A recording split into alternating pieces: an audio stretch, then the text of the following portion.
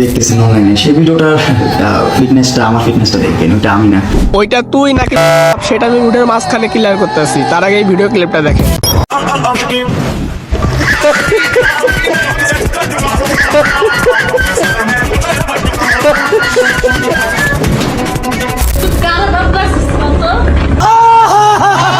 তোরে না আমরা তুলবি না তুই এবার হবে। আহারে মানে ভাই এই ঐশী মেয়েটার হাসিটা দেখলে আমার মনে হয় ওর জন্ম হয়েছে গুতা খাওয়ার জন্য। তা না হলে ভাই কিছুদিন পর পর এই বেটা থেকে ওই বেটা, ওই বেটা থেকে ওই বেটা, এট লাস্ট ভাই সে তার জামাইয়ের উপর পরকীয়ার অপবাদ দিয়ে এখন টুকাই মামুনের সাথে টি-20 ম্যাচ খেলতেছে। আবার সেই টি-20 ম্যাচ ভিডিও করেও রাখছে। আর গাইস ওই ভিডিওটা মামুনের রিয়াকশন দেখে মনে হইতেছে মামুস কি জিনিস। আরে মামুন এত ভাবনা আর কিছু নাই, 300 টাকার জিনিস ফ্রিতে পাইছোস, বেচারা টুকুই। মানে ভাই এই অনামিকা ওই একটা 300 টাকার প্রোডাক্ট, ওর উপরে মামুনের রুচি আসতেই পারে, কিন্তু ওকে একটা ভালো ছেলের সামনে নিয়ে যান, ও থুতু ফেলবো না, ও কব আ থু গন্ধ বাড়া। তিল থেকে হয় তাল আর টিকটক থেকে হয় মাগি। অনামিকা ঐশীর পচা স্থানে এই ভিডিওটা দেওয়া হবে আইকেলা পাই। পাইপে মাখাতে হবে না কোনো তেল, কারণ ওর ওই স্থান অলরেডি সমুদ্রের থেকেও গভীর, তাই ওর এই সমুদ্রে নৌকা চালাতে চলে এসেছে গগন। Gagan is back.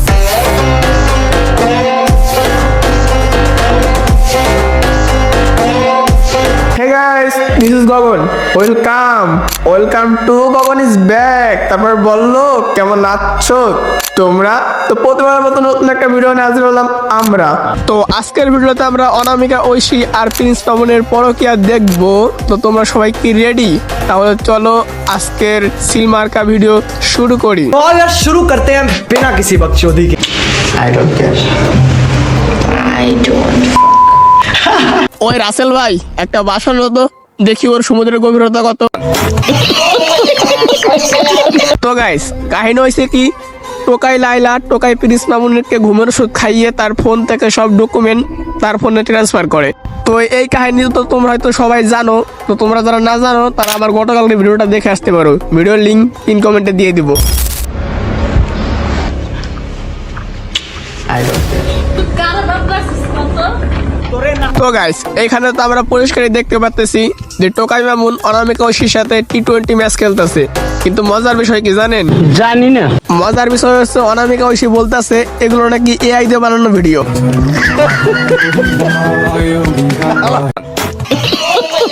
কি গো আপামনি, আপনি কি পোলাপানকে বোঝাই পাইছেন? মানুষ বুঝে না কোনটা এআই ভিডিও আর কোনটা রিয়েল ভিডিও।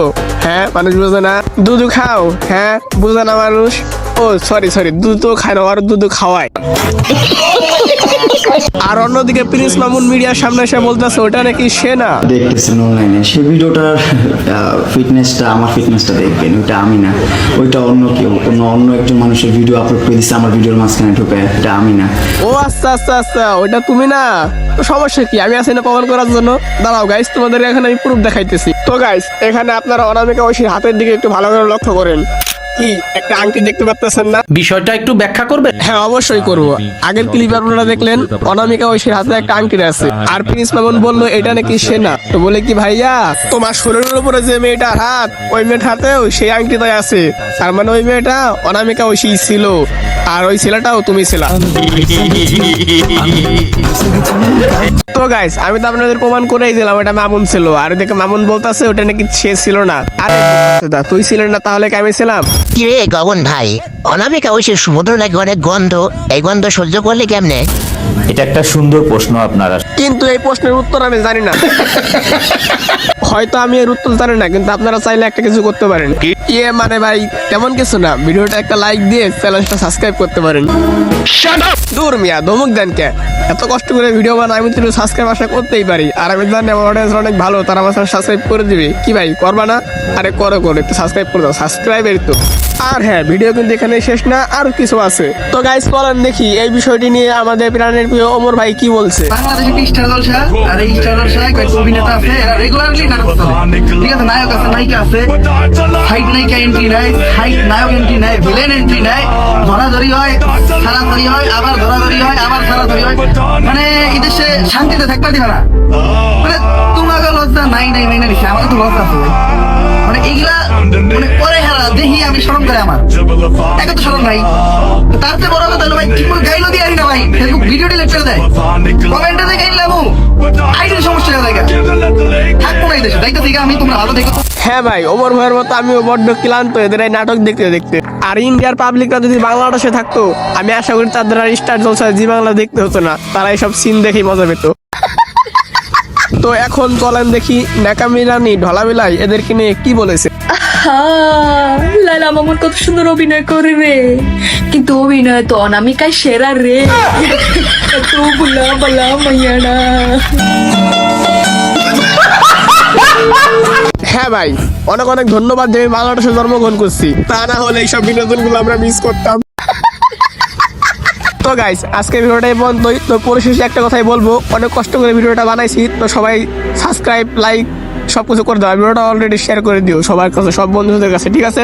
তো আজকের মতো ভিডিওটা এই পর্যন্তই, সবাই ভালো থাকবেন, আল্লাহ হাফেজ।